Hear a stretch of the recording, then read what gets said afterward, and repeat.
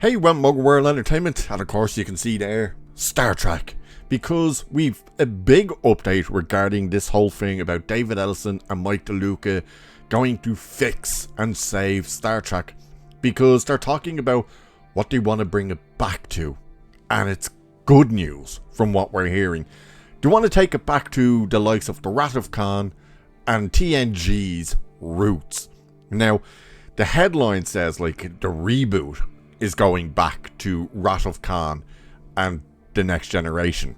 So it makes it sound like are they're doing prequels. No, but they want it to be in that time period type of thing. In terms of, they want to go back to being Star Trek.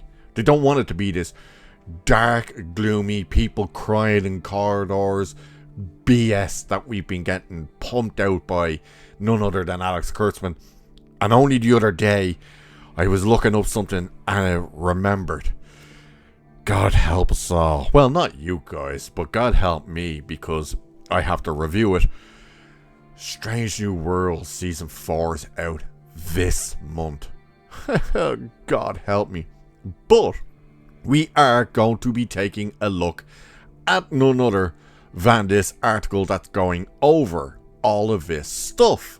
So, it's saying, as I said, the headline read, Star Trek reboot going back to Wrath of Khan Next Generation roots. So that's important, that it wants those roots. It wants to be back into proper storytelling. You know, real character development and stuff. Not just, I'm the greatest at everything, I'm broken, I'm trauma, and now let's go cry in a corridor. So it's saying, following up on the report that David Ellison and Mike DeLuca are teaming to save Star Trek once the Paramount Warner Brothers deal closes, Hollywood insiders have now offered specifics on what that actually looks like. So, the short version, Star Trek is going back to the era when it actually mattered. That's what you want to hear. You don't want it to be everything Kurtzman has been pumping out. Dark, dreary. The first thing that you need to do to save Star Trek, it's a very simple thing. Turn the lights on. That's what you need to do. Turn the lights on so we can actually see what is happening in the things. But it's basically saying, and this is also important, the way it's getting framed for their approach to this. It says, Ellison wants to take Paramount and Warner Brothers back to what works globally. So that's also important. And that's rooted in the 80s. Top Gun Maverick, Michael, and The Dark Knight Returns fits with that philosophy, the insiders say. And they continued saying, they're taking Star Trek back to what made Wrath of Khan to Next Generation work. Absolute DC takes DC to that same energy.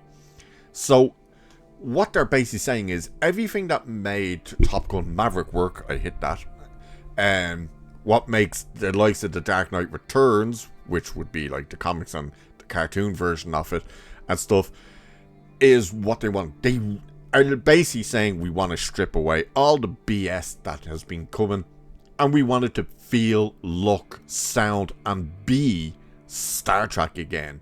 So of course, when they say from Wrath of Khan, what they mean there is, of course, the mess that was happening with the motion picture, and it kind of, there was back and forth between Gene Roddenberry and the director and all this stuff, but ultimately what it came down to was that they overpaid to make it. That they were like, oh, yeah, let's just throw like 70 odd million or 100 million, whatever it was at the time, into making this movie. And then with Wrath of Khan, it was like, bring in the writers from Star Trek, people who understood Star Trek, who could make it, bring in a writer who could do something great with it, and let's make it for pretty much what we'd make a season for. And that's how they got it back on track. And then of course up to TNG, which makes all the sense in the world. So the start with the examples, the insider sites, because they aren't random, they're saying here. Saying Top Gun Maverick, produced by Ellison's own Skydance, grossed $1.5 billion worldwide in 2022 by resurrecting an 86 property and treating it with total sincerity. No winking, no deconstruction, no apologizing for what the original was. Which is also why so many of the weird far left nutballs and stuff absolutely despise the movie, because it was just a balls to the wall, back to the action, America, hell yeah type of movie. And they hated it because of that. And it didn't stop the movie from just blowing up and being absolutely loved by people. And of course you get all the fucking weird, misogynistic and blah blah blah. It's like, what movie did you watch? Where are you going with it's misogynistic and all this crap? So Michael, the Michael Jackson bio, just became the highest grossing biopic of all time, with $977 million worldwide, which is insane, passing Oppenheimer, and sits as the second biggest movie of 2026. It's a film built entirely on the king of pop at his 80s peak, Thriller, Motown 25 and the Bad Era. Over 60% of the box office came from overseas, proving its global appeal. Now that's one thing we've been talking a lot about lately, especially with how a lot of these movies are bombing, is how the international market is nowhere close to what the domestic market is, which is concerning for Hollywood, because they're normally right on par, and sometimes the international overtakes by a lot the domestic. And The Dark Knight Returns, Frank Miller's 1986 masterpiece, should sound familiar to CBN readers, comic book news. As exclusively reported back in March, Zack Snyder is gung-ho to adapt it, which, that probably will never happen. So now Ellison's people are name-checking The Dark Knight Returns as a pillar of the studio's entire global approach and stuff. And Snyder just happens to be sharing a stage with Frank Miller in Los Angeles. So they're still kind of trying, this site is still trying to push that they're going to bring Snyder back to at least do visiting. So they're basically looking at it from the point of view of, if we could get all of that stuff, which was a return from what the original stuff was, and we do that with Star Trek, we could fix this and save Star Trek. So it's saying, for Star Trek, the insiders point to the franchise's golden run, 82's Wrath of Khan through TNG, which ended in 94. You'd have to throw DS9 in there as well. But parts of Voyager and Enterprise, you'd throw in there as well. But the golden era would have been from about 82, with Wrath of Khan, obviously. And what they mean by golden era, by the way, because you'd be asking, like, well, what about the original series? They're talking about, like, that it came back and stayed strong.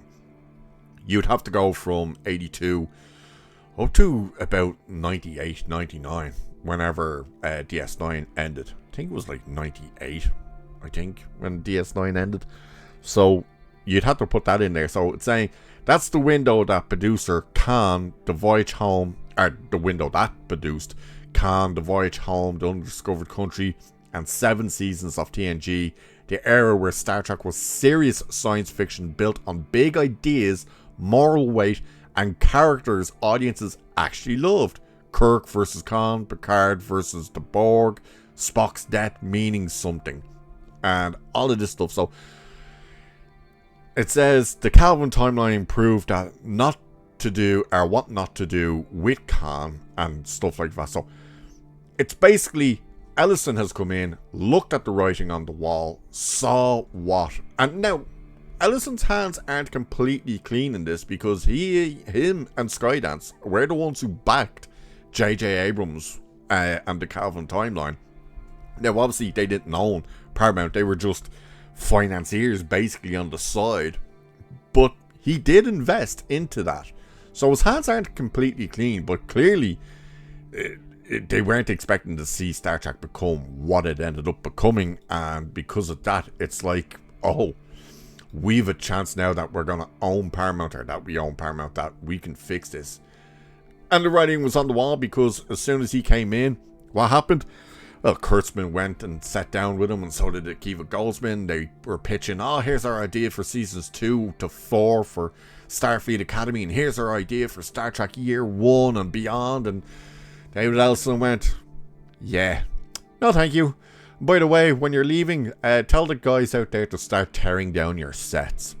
That was it for Kurtzman. So, Strange New Worlds Season 4 drops in, I think it's the 23rd, I think, of this month. But it's this month anyway.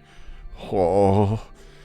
Then, of course, there is still a strong possibility that we could end up getting either the half season, which is Season 5 for Strange New Worlds, or Season 2 for Starfleet Academy dropped this year as well. They may not drop them next year, they may drop them this year, but we'll wait and see. But guys, what do you think? Does this give you a hell of a lot more confidence in David Ellison, Mike DeLuca coming in to actually try and fix this thing? Because so far, if you ask me, that's the right approach from what they've been saying. And if you really want to get the train back on the tracks, there's one name I think a lot of us would look at and say, he clearly knew what he was doing. You should give him a show, which is Terry Matalas. The one guy who, out of all the decade-long run that Alex Kurtzman has given us, gave us an actual Star Trek season. Yeah, it still had its Kurtzman problems, but Picard Season 3 was an actual show that felt and looked like a Star Trek show, except for the F-bombs and stuff. And as long as all of that stuff is gone, and if you really want to show confidence, David Ellison, make Star Trek for terrestrial television again. Do not put it behind a paywall on Paramount Plus. We'll see. But let me know what you guys think. Again, does this get you confident? Do you think Terry Matalas should be brought in to do at least a series? Let me know what you think about all this. And when I say series, I don't mean Star Trek Legacy. I think the time for that has passed. We don't want it because at this stage, it would carry the baggage of Kurtzman Trek. But let me know what you guys think. And with that, I shall leave it there for this one. So do like and share and subscribe and hit that hype button and all that good stuff. Cheers. And I'll catch you in the next one.